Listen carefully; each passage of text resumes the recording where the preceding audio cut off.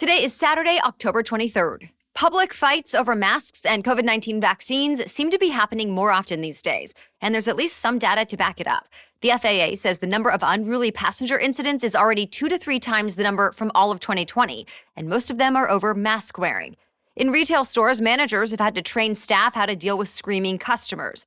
And we've probably all felt that tension just talking with friends and family who may disagree with us.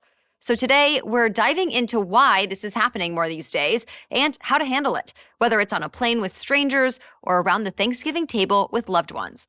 We've brought Dr. Tania Israel back on the show for this. She's a counseling psychology professor at UC Santa Barbara and the author of the award-winning book, Beyond Your Bubble, How to Connect Across the Political Divide. Dr. Israel explains how to de-escalate these fiery situations and shares tips for having more productive, caring conversations with people you disagree with. Plus, the words you should never say to another person, especially during a heated exchange. Welcome to the Newsworthy Special Edition Saturday, when we sit down with a different expert or celebrity every Saturday to talk about something in the news. Don't forget to tune in every Monday through Friday for our regular episodes, where we provide all the day's news in 10 minutes. I'm Erica Mandy. It's now time for today's Special Edition Saturday. Well, thank you so much for coming on the Newsworthy. I am delighted to be here. So first, we've seen so many examples recently in restaurants, schools, airplanes of people getting into these really serious arguments or even physically fighting over things like masks and vaccine mandates. Why do you think these topics are getting people so fired up, and how does it escalate so much? This is such an important question for our time. The hostility that's going on is really palpable. And one of the things that I'm seeing is that people are making meaning of what other people are doing based on their own understanding of the situation. So if someone says, I am wearing a mask because I want to keep people safe, then I'm going to assume that someone who isn't wearing a mask doesn't want to keep people safe. And so we're seeing somebody else through our own lens of why we're behaving in a certain way. And because we're doing that, we're not understanding what's motivating someone else, and we're seeing them in a really negative light. And so how does it then escalate to these very intense arguments, sometimes even physical fighting?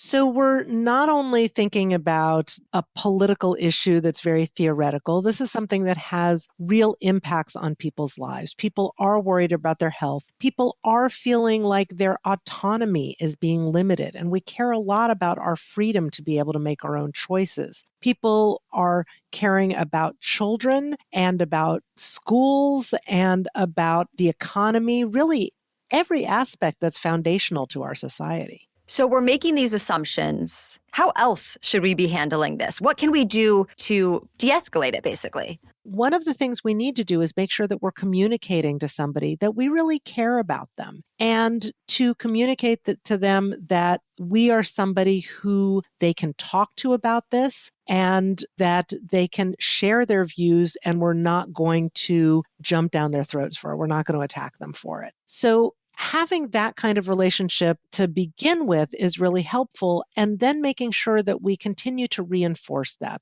we're reinforcing to somebody that we hear them, that we're trying to understand them, and we're trying to really see things from their view. When we go into something just telling somebody what we think and calling people selfish or saying that they're, not allowing us to do things, I think if we can instead really communicate to people that we want to hear what they have to say and that we care about them, that's the most important thing we can do. If someone is doing it to you, if someone is yelling at you, might be different than whether or not you should get involved if you see it happening to someone else. Can you give an example of both of those situations? If you are trying to intervene or you're trying to engage somebody in a conversation, like I said, go in caring, wanting to understand where they're coming from. It turns out if somebody's yelling at you, one of the best ways to de-escalate things is by doing exactly the same thing.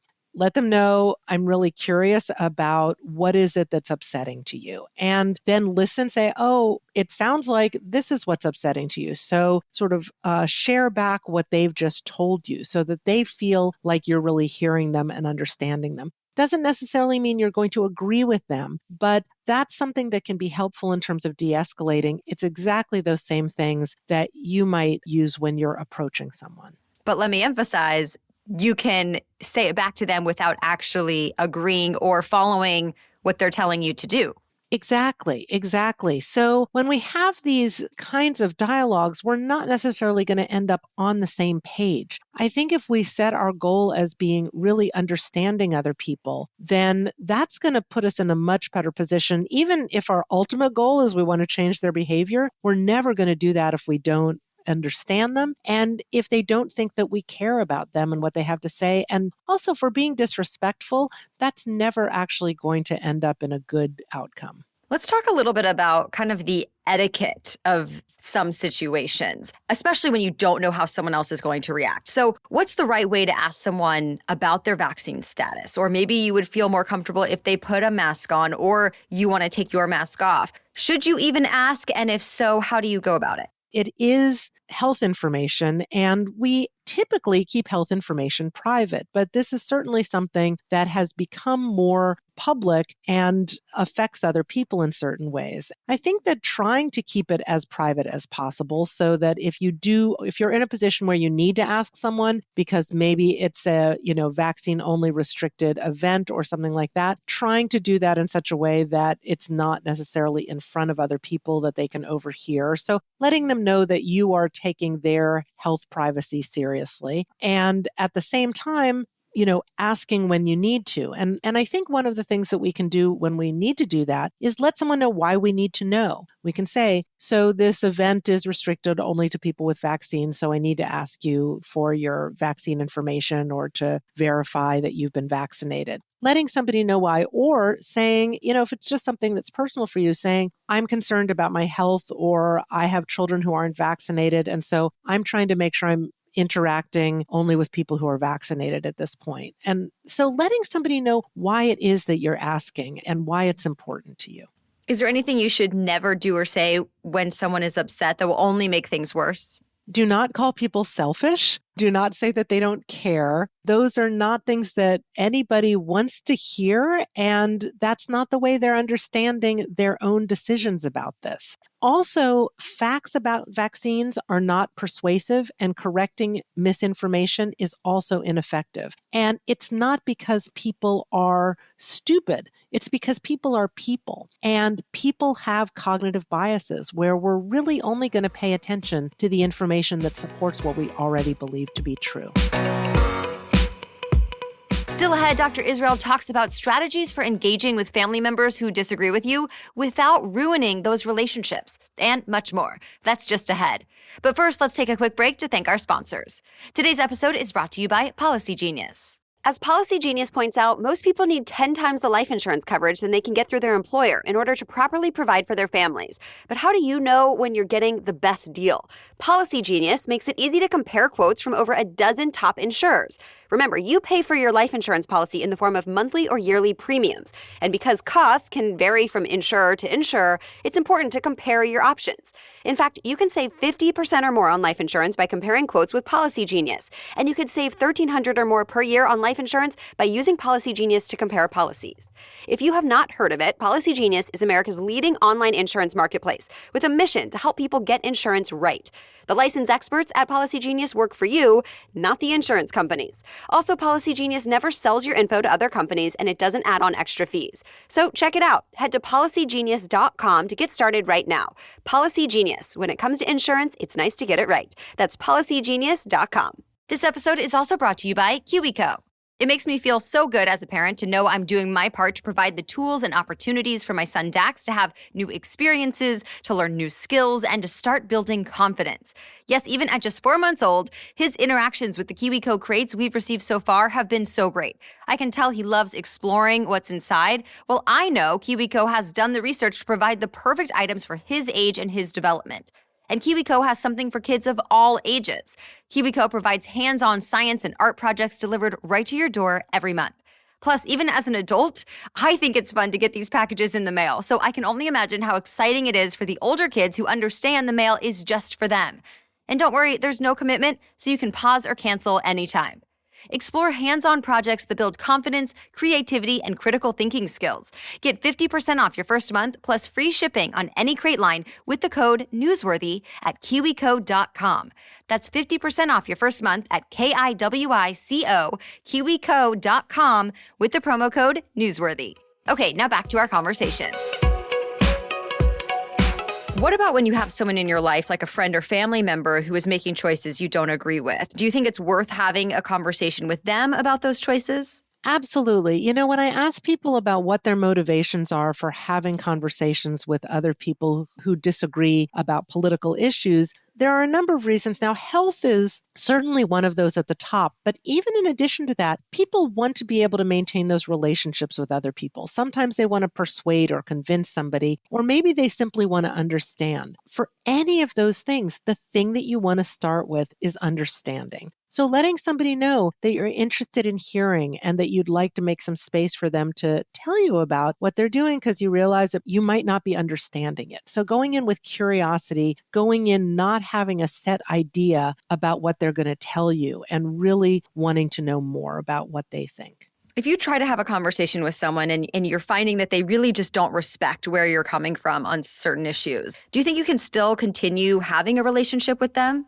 I think that's a very individual decision. Some of it depends on how important is that relationship to you, and some of it depends on how important those issues are to you in that moment, in terms of if you feel like they're not respecting your perspective. Well, is it something that feels really personal to you, or is it something that feels more like this is an ideas argument about something?